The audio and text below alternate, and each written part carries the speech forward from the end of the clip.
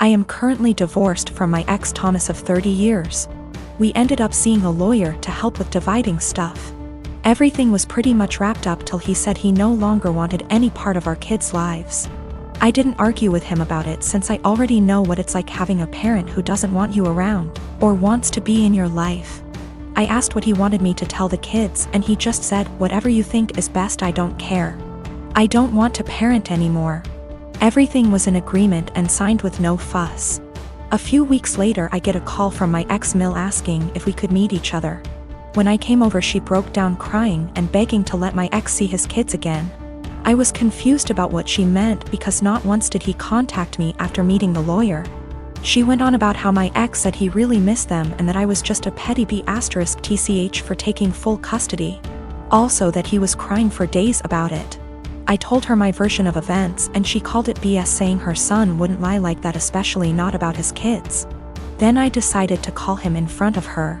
He didn't know she and I were meeting that day.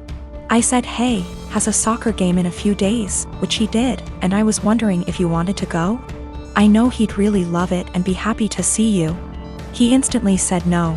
I already said I'm not doing this anymore. I asked, "Well, how do you think this is going to affect Denise, his mom?" She is over the moon about them. He just said she loves me more than the kids, so I doubt this will be an issue for her.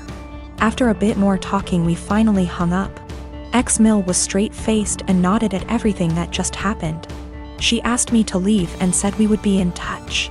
Later that day I got a call from my ex saying how it's my fault he was kicked out of his mom's house, and possibly will be taken off her will. Also that none of his family members will talk to him because of what ex-Mill heard. He threw a lot of insults at me before I hung up, and now him and his mates keep calling and texting me. My friend is saying I shouldn't have said anything in the first place and I ruined his life. Yes, I plan to let Denise see the kids because I know she just wants to give them the world along with the rest of his family. I met my husband 6 years ago when we both had just graduated college. He was a lovely guy, handsome and very well put together. He loved muscle cars and weightlifting, and I loved everything about him. I fell in love with him instantly and was over the moon when he asked me to marry him. A year into our marriage, I became pregnant with our son and gained about 30 pounds. I was 5 feet 3 inches, 125 pounds before the baby and 155 pounds after the baby. I still fit into the same clothing sizes, so I didn't think I had gained too much weight and that it would come off with breastfeeding and some more exercise. After the baby, my husband started pressuring me to lose the weight.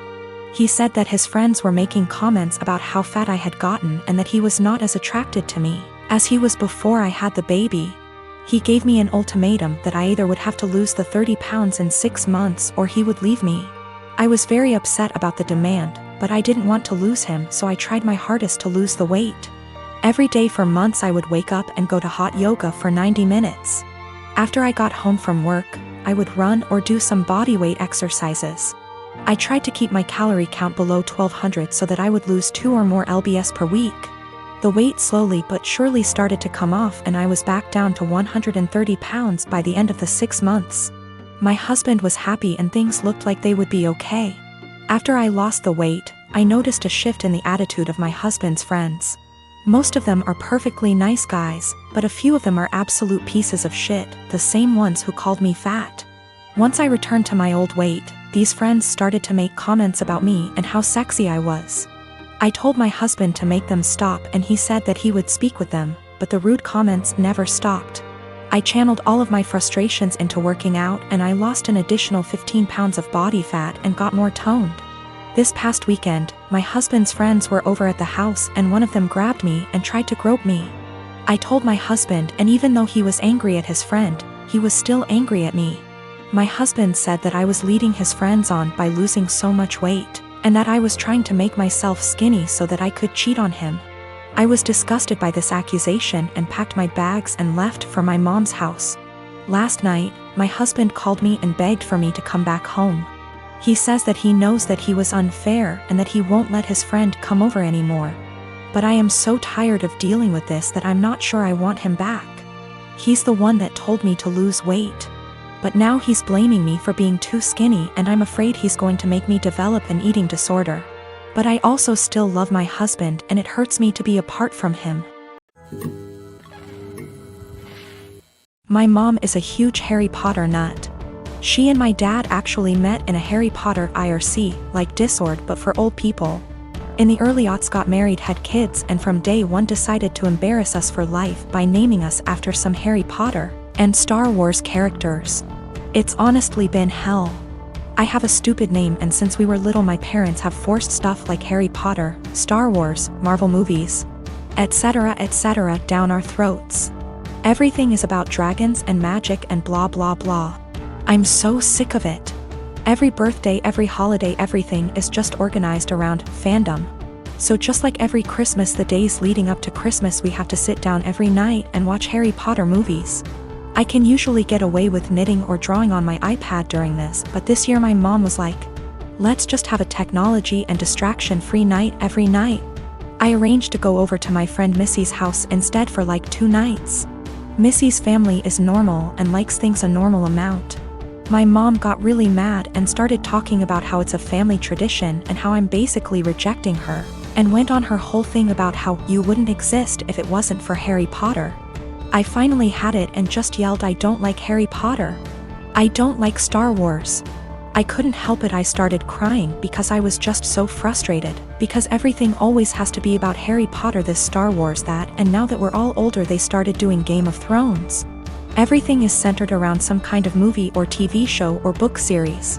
Just once is I want my family to band around something that doesn't have to do with media or these nerdy things. We live in Utah where we have like 5 national parks, and even though I ask every year for my birthday, well, my sister called me saying that mom was angry and to just come home and to stop with the theatrics. I told her that I'm sick of having all this old nerd stuff cramped down my throat, and just once I want to have a normal time watching normal Christmas movies and not having to pause for lightsaber battles. I am 17, female, have a child, Aaliyah. She is 6 years old, with my ex Jacob. He is 33 years old. He has a new girlfriend, Regina. She is 27 years old. We just finalized a court order he requested after meeting her and currently have complete 50/50 custody. Regina has always been a little too involved and believes that since she trains parents to parent, she knows everything. Every time I ask Jacob for help with Aaliyah, he comes with suggestions from Regina instead of workshopping things between the two of us. She has been overstepping for years. Jacob and I are pretty much parallel parenting now and do everything separate, including birthdays and even parent-teacher conferences. He brings Regina with him to his meetings. Regina picks Aaliyah up from school every day because I don't get off work in time, and he did not want to pay for the after-school program, since he did not need it during his time. So of course he jumps at the opportunity to involve Regina. Well, I currently am trying to find a car because I lost mine, so she ends up bringing Aaliyah to my home instead of our meeting point. When she showed up with my daughter, she was being really quiet and looked sad. When I asked her what was wrong, she wouldn't tell me, so I confronted Regina at her car, who said she took away Aaliyah's tablet and TV time because she refused to do her homework and kept her home from cheerleading practice until it was done, so she missed it. Aaliyah loves cheer, and this was just cruel to me. It's something she and Regina connect over, and she got her all into this sport just to use it as a tool to control her? To rip away when she feels like it? She's 6 years old, and that was not her place. I have told her before she was not allowed to discipline, but she said, if she is going to have Regina in her care, she will have to discipline her, and since she does not yell or hit, she doesn't understand the problem. I told her she is not a mom and should not be acting like one. She said this is why Aaliyah has behavior issues in MY care and left. I called Jacob and demanded that Aaliyah is put in the after-school program, and he refused, saying I was being ridiculous. But the parenting plan says no cruel punishments and that only the parents should lead most discipline. If he's doing what she says all the time, how is he leading? Now she is refusing to bring her to my home, and I have to Uber to the meeting point, which is costing me loads of money. Is this something I take them back to court about? Edit to add that she keeps her for a couple hours after school until I get off. That's how she had enough time to discipline her. Yes, there is a clause about meeting partners. She's been around a few years, that's not the issue. She's just too involved in parenting and has been for a while. I feel like there are certain boundaries that should be in place and certain things only parents should handle. like discipline and PT conferences, etc. She claims she kept trying to get her to do her work, but she just refused, saying she wanted to play on her tablet instead. She should have called me or her dad when this happened. Cheerleading was Regina's idea. She was a cheerleader and pushed for Aaliyah to join. Aaliyah fell in love with it, and now I feel that Regina is using that to control Aaliyah. Do what I say or no cheer. She's 6. If she kept refusing to do her homework, she should have called me to discuss a consequence. If she's alone with Aaliyah during either parent's time, she needs to discuss with both parents what the course of action should be for discipline. She is not a teacher. She is not a professional we are paying for, therefore guidelines need to be followed.